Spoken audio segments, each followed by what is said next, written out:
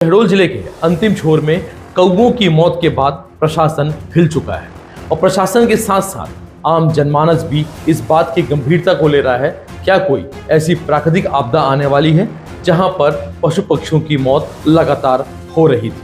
पिछले दिनों झींक बिजली के मैरा टोला के करौंदी में बीते दिनों में लगभग 150 कौवों की मौत के बाद पूरा प्रशासन सहम गया है।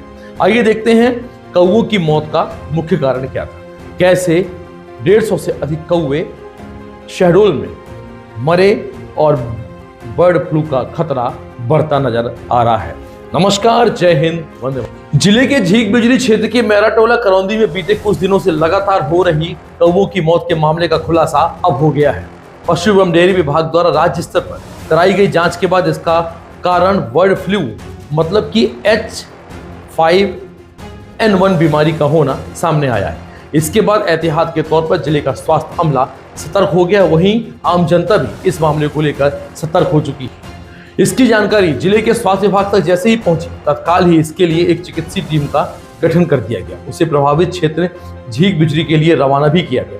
3 सदस्यीय चिकित्सीय टीम में जिला महामारी नियंत्रण अधिकारी डॉक्टर SD कंवर, जिला महामारी विशेषज्ञ डॉक्टर अंशुमन सोनारे और डॉक्टर सचिन कारखुर के अलावा स्वास्थ्य विभाग के मोहम्मद अशरफ भी इस टीम में शामिल थे।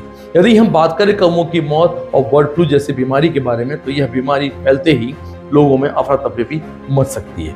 परंतु उक्त टीम द्वारा झींक बिजली के बिजली टोला समेत अन्य मोहल्ले में कैंप लगाकर अब स्थानीय ग्रामीणों की स्क्रीनिंग भी कराई जा रही है। यह सब कुछ एहतियात के तौर पर इसलिए किया जा रहा है कि कहीं कौवों के अंदर हुई इस बीमारी का फैलाव इंसानों तक किसी माध्यम से हुआ है भी कि नहीं हुआ है, क्योंकि इस बीमारी को सामान्यतः पक्षियों में होती है। मुर्गियों में इस बीमारी का प्रभाव होता है, इसलिए स्वास्थ्य अमला सजगता के साथ स्क्रीनिंग कार्य में लग गया है। साथ ही ग्रामीणों को यह भी बताया जा रहा है कि अगर कोई भी इंसान या किसी भी इंसान के अंदर उक्त बीमारी के कोई लक्षण, कोई असर दिखाई देता है, तो उसे लक्षण के जरिए उसे आसानी से पहचान किया जा सकता है। इससे प्रभावित व्यक्ति को बुखार, खांसी, गले व शरीर में दर्द होता है।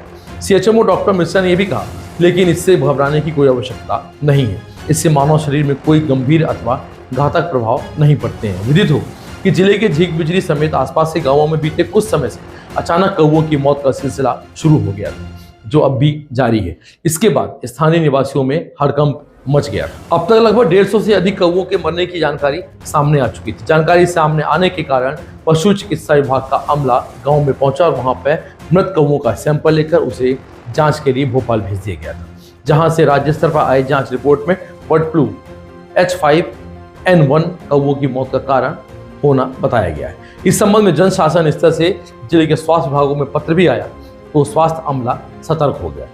तत्काल ही CHMO ने टीम का गठन किया और गठन करते ही उक्त टीम को गांव की ओर रवाना करके वहां पर क्षेत्र में निवासरत लोगों को और ग्रामीणों का स्क्रीनिंग भी कराया जा चुका है।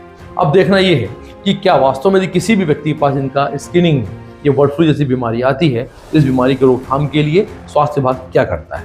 मुख्य चिकित्सा एवं स्वास्थ्य अधिकारी डॉक्टर राजेश मिश्रा ने भी बताया कि हमें जानकारी मिलने के बाद हमने टीम का गठन किया है, जो लगातार कैंप लगाकर लोगों की स्क्रीनिंग कर रही है।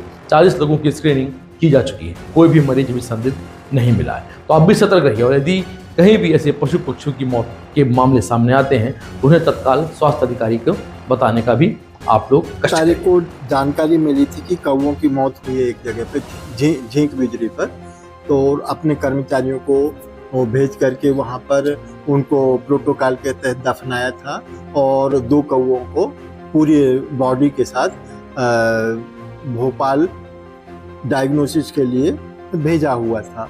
वहाँ पर उसकी जांच हुई है और 7 तारीख को उसकी रिपोर्ट भेजी गई है। उसके अनुसार हम लोग पूरा बर्ड फ्लू का प्रोटोकॉल अपना रहे हैं और यदि कहीं पर पूरे कंट्रोल रूम बनाया हुआ है हम लोगों ने अपने इधर, और 5 इलाकों में हम लोगों ने नोडल अधिकारी नियुक्त किए गए हैं कि यहाँ पर यदि किसी तरह की आकस्मिक मौत होती है पक्षियों में ज़्यादा तादाद में, तो उसको वहीं पर दफनाएंगे और जो नियम है सैनिटाइजर का उपयोग